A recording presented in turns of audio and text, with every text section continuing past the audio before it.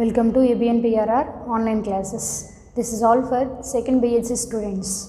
In our last class, we discussed about interference pattern in cosine law. In today's class, we discuss about interference pattern in wedge shaped film. మనం cosine లాలో ఒక parallel film ద్వారా interference pattern గురించి నేర్చుకున్నాం. ఇప్పుడు ఏంటి అంటే మనం ఫిలింని ఎలా కన్సిడర్ చేసుకోవాలి అంటే వెడ్జ్ షేప్లో ఉండేలాగా మనం ఫిలింని అడ్జస్ట్ చేసుకుని ఇక్కడ ఏర్పడే ఇంటర్ఫరెన్స్ ప్యాటర్న్స్ గురించి నేర్చుకుందాం. సో మనం ఒక 2 ట్రాన్స్పరెంట్ ఫిలిమ్స్ కన్సిడర్ చేసుకున్నాం నాన్న. ఇవి ఎలా ఫామ్ అవ్వాలి అంటే వెడ్జ్ షేప్ వచ్చేలాగా ఫామ్ అవ్వాలి. సో వీటిని ఫామ్ చేయడం కోసం మనం 2 ప్లెయిన్ గ్లాస్ ప్లేట్ని ఒక ఎండ్ని టైట్ చేసుకుంటాం, other end is the free. అంటే మనకి ఈ ఎండ్ నుంచి ఈ ఎండ్కి వెళ్ళేటప్పటికి ఎయిర్ యొక్క థిక్నెస్ ఇంక్రీజ్ అవుతూ ఉంటుందన్న. So it is form a wedge shaped film. So ఎప్పుడైతే మనం ఫిలింని వెడ్జ్ షేప్లో ఫామ్ చేసుకున్నామో త్రూ అవుట్ దీన్ని మనం సోడియం ల్యాంప్తో ఇల్యూమినేట్ చేసుకుంటున్నాం. సో మన ఇంటర్ఫరెన్స్ ప్యాటర్న్ ఫామ్ అవ్వాలి అంటే మోనోక్రోమాటిక్ సోర్స్ని ఇన్సిడెంట్ చేసుకుంటాం.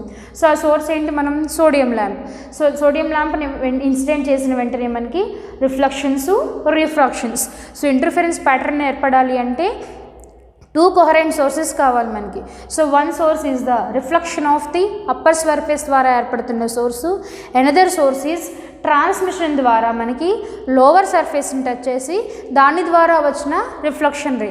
ఈ 2 రేస్ కూడా మనకి ఇంటర్ఫరెన్స్ ప్యాటర్న్ ఏర్పడడానికి సహాయపడతాయి మనకి.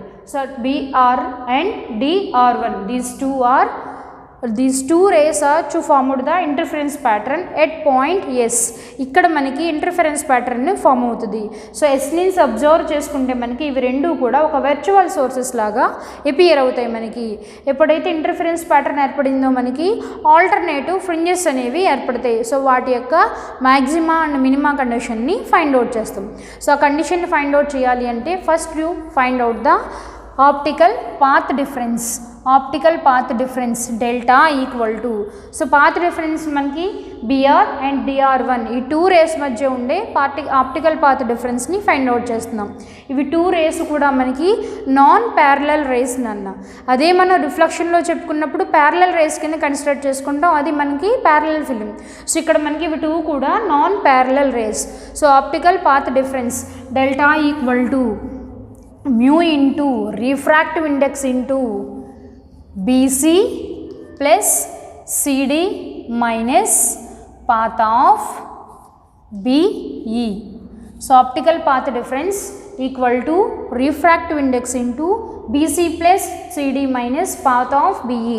BE అనే రే ఎక్కడుంది? మనకి ఎయిర్లో ప్రాపగేట్ అవుతుంది.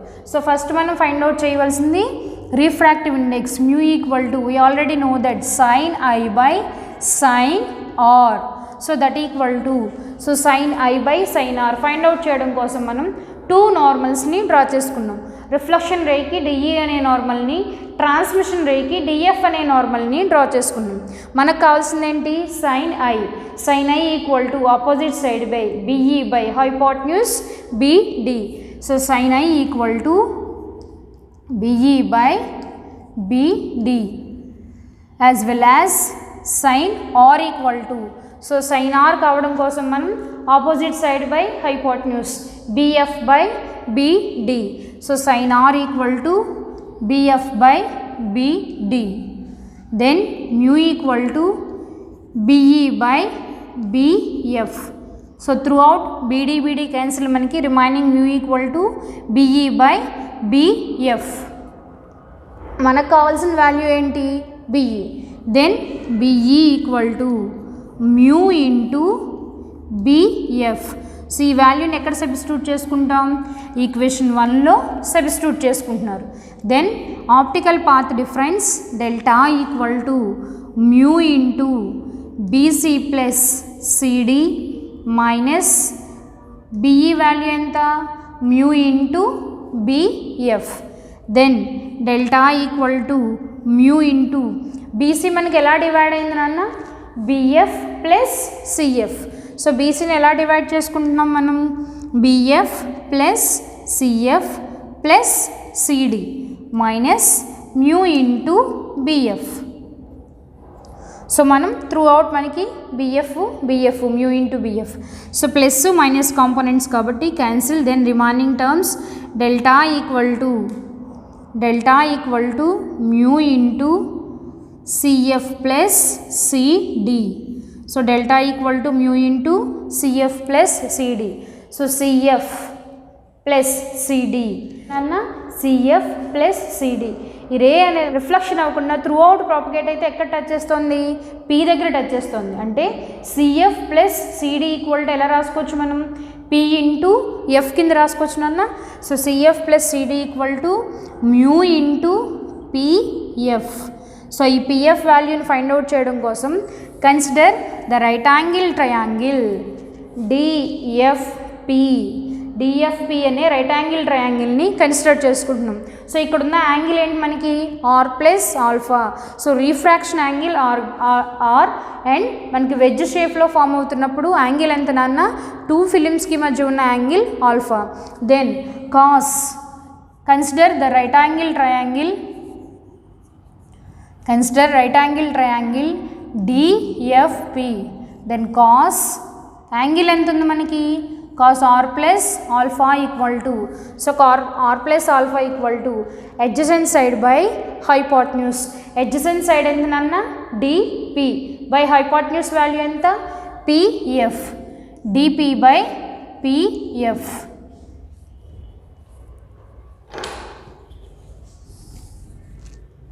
So consider the right angle triangle DFP. Then మనకు కావాల్సిన యాంగిల్ ఏంటి, cos r plus alpha. So cos r plus alpha equal to adjacent side by hypotenuse. Adjacent side value ఎంత, pf. pf by hypotenuse value ఎంత, dp. మనకు కావాల్సిన value ఏంటి, pf value కావాలి.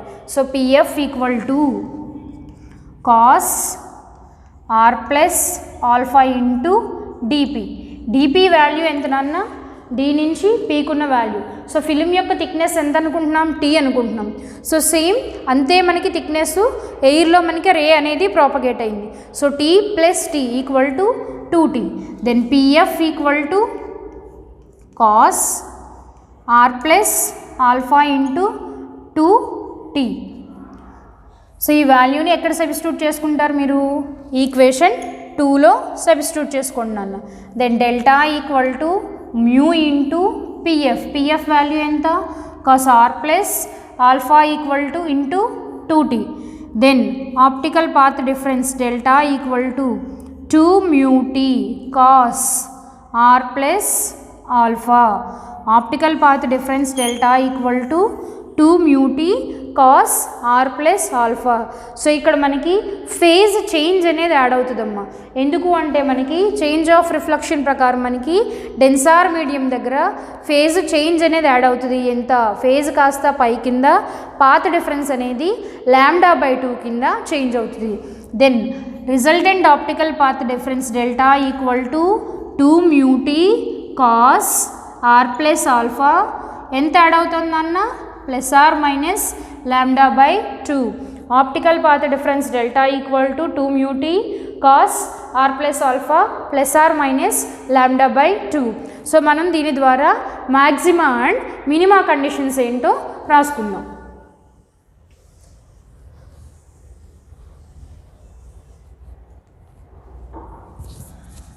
So condition for మ్యాక్సిమా.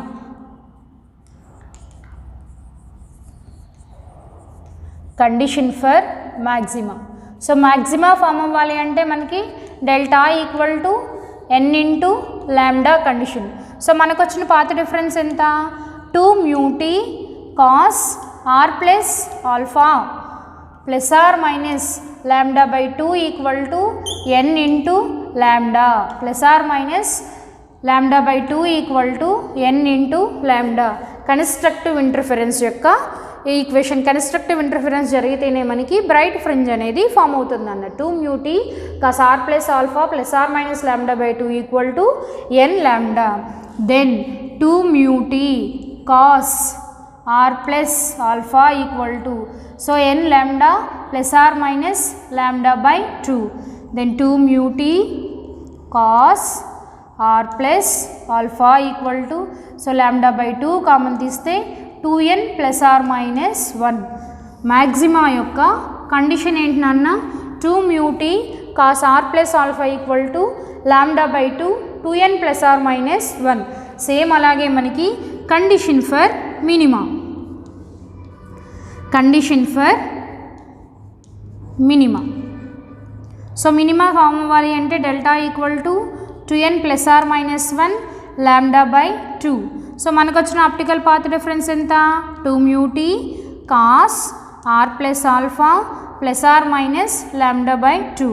So that equal to 2n plus r minus 1 lambda by 2. Then 2 mu t cos r plus alpha equal to 2n plus r minus 1 lambda by 2 plus r minus lambda by 2. Then the resultant path difference 2 mu t cos r plus alpha equal to n into lambda. So 2 mu t cos r plus alpha equal to n into lambda. So మనకి మ్యాక్సిమా form అవ్వాలి అంటే 2 mu t cos r plus alpha equal to 2n plus r minus 1 lambda by 2. Minima form అవ్వాలి అంటే 2 mu t cos r plus alpha equal to n into lambda. So wedge shaped ఫిలింలో మనకి maxima కండిషన్ని minima యొక్క కండిషన్ని derive చేసుకుందాం. So next ఏం find out చేయాలి అంటే సో మనకి వెడ్జ్ షేప్లో ఫామ్ అవ్వడానికి ఇచ్చిన వైర్ యొక్క డయామీటర్ని ఫైండ్ అవుట్ చేసుకోవాలి. ఇప్పటి వరకు మనం వెడ్జ్ షేప్డ్ ఫిలింలో మ్యాక్సిమా అండ్ మినిమా కండిషన్స్ని చూసుకున్నాం. ఇప్పుడు ఏంటి అంటే మనం వెడ్జ్ షేప్డ్ ఫిలింలో వెడ్జ్ ఫామ్ అవడానికి కారణమైన వైర్ యొక్క డయామీటర్ని ఫైండ్ అవుట్ చేద్దాం. సో మనం కన్సిడర్ చేస్తున్నాం 2 రెక్టాంగులర్ గ్లాస్ ప్లేట్స్ని కన్సిడర్ చేసుకుంటున్నాం. సో మనకి వెడ్జ్ ఫామ్లో ఫామ్ అవ్వాలి అంటే మనకి గ్లాస్ ప్లేట్స్ రెండింటినీ కూడా ఒక ఎండ్ని టైట్ చేసుకుంటున్నాం నన్ను. సో ఒక ఎండ్ని ఎప్పుడైతే క్లోజ్ చేసామో అదర్ ఎండ్ అనేది ఎయిర్తో ఫ్రీగా ఉంది మనకి. సో ఆ మిడిల్లో మనం వైర్ అనేది ప్లేస్ చేసుకున్నాం. 2 రెక్టాంగులర్ గ్లాస్ ప్లేట్స్ తీసుకుని మిడిల్లో వైర్ అనేది ప్లేస్ చేసి ఒక ఎండ్ అంతా కూడా టైట్ చేసేసుకుంటున్నాం. అండ్ ఈ ఎండ్ నుంచి మనకి ఫస్ట్ ఎండ్ నుంచి లాస్ట్ ఎండ్కి వచ్చేటప్పటికి ఏమవుతుంది వెడ్జ్ యొక్క థిక్నెస్ అనేది ఎయిర్ వెడ్జ్ యొక్క థిక్నెస్ అనేది ఇంక్రీజ్ అవుతూ ఉంది నాన్న. ఇది ఏమిస్తుంది అంటే ఒక వెడ్జ్ షేప్ ఫిలిం లాగా మనకి గ్లాస్ ప్లేట్స్ అనేవి ఫామ్ అవుతున్నాయి. సో ఇప్పుడు ఏంటి అంటే ఇక్కడ ఏర్పడే ఇంటర్ఫరెన్స్ ప్యాటర్న్ యొక్క ఫ్రింజెస్ యొక్క డయామీటర్ని ఫైండ్ అవుట్ చేస్తాం మనం. సో ఇంటర్ఫరెన్స్ ప్యాటర్న్ ఫామ్ అవ్వాలి అంటే మనకి మోనోక్రోమాటిక్ సోర్స్ అనేది ఉండాలి. సోర్స్ని దేనిపైన ఇన్సిడెంట్ చేస్తున్నాం ప్లెయిన్ గ్లాస్ ప్లేట్ని ఇన్సిడెంట్ చేస్తున్నాం. సో ప్లెయిన్ గ్లాస్ ప్లేట్ అనేది ఎలా ప్లేస్ చేసుకున్నాం సోర్స్కి హారిజాంటల్గా ఇంక్లైన్డ్ పొజిషన్లో ప్లేస్ చేసుకున్నాం మనం. సో ఎప్పుడైతే గ్లాస్ ప్లేట్ పైన ఇన్సిడెంట్ అయినాయో అవి మనకి రిఫ్లెక్షన్స్ జరుగుతున్నాయి. రిఫ్లెక్షన్ రే అనేది మనకి రెక్టాంగులర్ గ్లాస్ ప్లేట్ యొక్క అప్పర్ సర్ఫేస్ని టచ్ చేస్తోంది. అగైన్ ట్రాన్స్మిట్ అవుతూ మనకి లోవర్ సర్ఫేస్ని కూడా లైట్ రే అనేది టచ్ చేస్తుంది. సో అప్పర్ సర్ఫేస్ని టచ్ చేసిన వెంటనే మనకి అగైన్ రిఫ్లెక్షన్స్ జరుగుతున్నాయి. ట్రాన్స్మిట్ అవుతూ ఎయిర్లో మనకి ట్రాన్స్మిట్ అవుతూ లోవర్ సర్ఫేస్ని టచ్ చేస్తూ మరలా మనకి రిఫ్లెక్షన్స్ జరుగుతున్నాయి. సో ఆ 2 రిఫ్లెక్టెడ్ రేసులు కూడా మనకి ఇంటర్ఫరెన్స్ ప్యాటర్న్ ఫామ్ అవ్వడానికి యూజ్ అవుతున్నాయి నాన్న. సో ఇంటర్ఫరెన్స్ ప్యాటర్న్ మనం ఎక్కడ విజిబుల్ చేయగలం మైక్రోస్కోప్ ద్వారా విజిబుల్ చేయగలం మనకి. సో మైక్రోస్కోప్ యొక్క క్రాస్ వైర్ని మనం సో ఫోకస్ చేసుకుంటే ఆల్టర్నేటివ్ డార్క్ అండ్ బ్రైట్ మిడిల్లో ఫోకస్ చేసుకుంటే మనకి alternative bright and dark fringes అనేవి ఫామ్ అవుతాయి. Suppose AB CD EF those are alternative dark and bright fringes. దేనిది వైర్ యొక్క alternative dark and bright fringes. ఇక్కడ ఎటువంటి టైప్ ఆఫ్ ఫ్రింజెస్ ఫామ్ అవుతాయి అంటే స్ట్రైట్ ఫ్రింజెస్ అనేవి ఫామ్ అవుతాయి నాన్న. Alternative dark and bright straight fringes అనేవి ఫామ్ అవుతాయి. P అనేది మనకి nth డార్క్ రింగ్ అనుకుంటున్నాం. Q అనేది n+1th డార్క్ రింగ్ అనుకుంటున్నాం. సో దీని యొక్క థిక్నెస్ T1 అనుకుందాం, దీని యొక్క థిక్నెస్ T2 అనుకుంటున్నారు. దెన్ మనకున్న ఆప్టికల్ పాత్ డిఫరెన్స్ కండిషన్ ఏంటి delta equal to 2 mu t cos r equal to n into lambda. ఎక్కడన్నా ఇది ఎయిర్ ఫిలింలో ప్రోపగేట్ అయితే కండిషన్ ఏంటి మనకి 2 mu t cos r equal to n into lambda. Then mu refractive index ఎంత అనుకుంటున్నాం ఎయిర్ది 1. Then r equal to 0.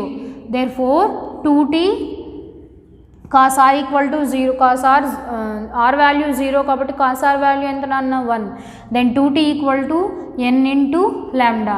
So మనం ఎంత రింగ్ది కన్సిడర్ చేస్తున్నాం n+1th రింగ్ యొక్క పాత్ డిఫరెన్స్ని కూడా కన్సిడర్ చేస్తున్నాం. సో ఎంత యొక్క పాత్ డిఫరెన్స్ వాల్యూ థిక్నెస్ ఎంత అనుకుంటున్నాం T1 అనుకుంటున్నారు, that equal to n into lambda. So n+1 రింగ్ది థిక్నెస్ ఎంత అనుకుంటున్నాం T2 అనుకుంటున్నారు, that is n+1 into lambda. So మనకి ఏ వాల్యూ కావాలి, డయామీటర్ వాల్యూ కావాలి. సో ఆ వాల్యూ ఫైండ్ అవుట్ చేయడం కోసం మనం ఫస్ట్ ఏం ఫైండ్ అవుట్ చేస్తున్నాము అంటే fringe width value find out చేస్తున్నాం. సో ఫ్రింజ్ విత్ వాల్యూ అంటే ఏంటి, ఒక ఫ్రింజ్కి అనదర్ సక్సెసివ్ ఫ్రింజ్కి మధ్య ఉన్న డిస్టెన్స్ని ఫ్రింజ్ విత్ అనుకుంటున్నారు. సో అది ఫైండ్ అవుట్ చేయడం కోసం మనం ఈక్వేషన్స్ 1 అండ్ 2 ద్వారా 2T2 minus 2T1 that equal to n+1 into lambda minus n into lambda. So 2 common తీస్తే T2 minus T1 equal to lambda. Then T2 minus T1 equal to lambda by 2. మనకి optical path difference equation ద్వారా వచ్చిన T2 minus T1 value. So మనం consider చేసిన veg shaped film ద్వారా ఎంత వస్తుందో find out చేద్దాం మనం. సో ఫైండ్ అవుట్ చేయడం కోసం మనం కన్సిడర్ చేస్తున్నాం దీస్ AQ అనే ఒక రైట్ యాంగిల్ ట్రయాంగిల్, అగైన్ మరలా మనకి AP అనేది సేమ్ బేస్ని కలిగి ఉన్నాయి. దెన్ యాంగిల్ ఏంటి నాన్న, alpha. tan alpha equal to ఇది కన్సిడర్ చేసుకుంటే దీని థిక్నెస్ T1 అనుకుంటున్నాం, దీన్ని T2 అనుకుంటున్నారు. T2 by opposite side by value ఎంతమ్మా, అడ్జసెంట్ సైడ్ వాల్యూ AQ. అలాగే మనకి tan alpha equal to T1 by AP. So ఎలా రాసుకోవచ్చు మనం, tan alpha equal to T2 minus T1 by AQ minus AP. So nth dark ring n+1th dark ring, tan alpha equal to T2 minus T1 by AQ minus AP. Then T2 minus T1 equal to tan alpha into AQ minus A into P. So tan alpha equal to AQ minus A into P.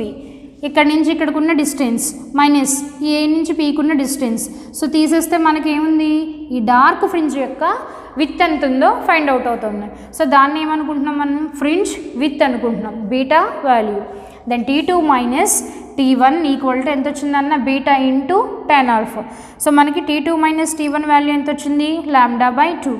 దీన్ని equation 3 అనుకోండి. Equation 4లో T2 minus T1 value ఎంత వచ్చింది, beta into tan alpha. 2 ఈక్వేషన్స్ని equal చేయండి. Beta into tan alpha equal to lambda by 2. మనకు కావాల్సిన value ఏంటి, fringe width value, beta equal to lambda by 2 tan alpha. అలాగే మనం యాంగిల్ని కన్సిడర్ చేయాలి అంటే tan alpha equal to lambda by 2 into beta. So beta equal to lambda by 2 tan alpha. దీని equation 5 అనుకుందాం. tan alpha equal to lambda by 2 into beta. దీని equation 6 అనుకోండి. So మనకు కావాల్సిన వాల్యూ ఏంటి అంటే diameter value. Diameter value find out చేయడం కోసం మనం ఈ యాంగిల్ని కన్సిడర్ చేస్తున్నాం నాన్న. దీని యొక్క డయామీటర్ ఎంత అనుకుంటున్నారు, డి స్టార్టింగ్ పాయింట్ నుంచి వైరి మధ్య ఉన్న డిస్టెన్స్ ఎంత అనుకుంటున్నాం, x అనుకుంటున్నాం మనం. ADX అనే రైట్ యాంగిల్ ట్రయాంగిల్ కన్సిడర్ చేసుకుంటే యాంగిల్ ఏముంది, ఆల్ఫా.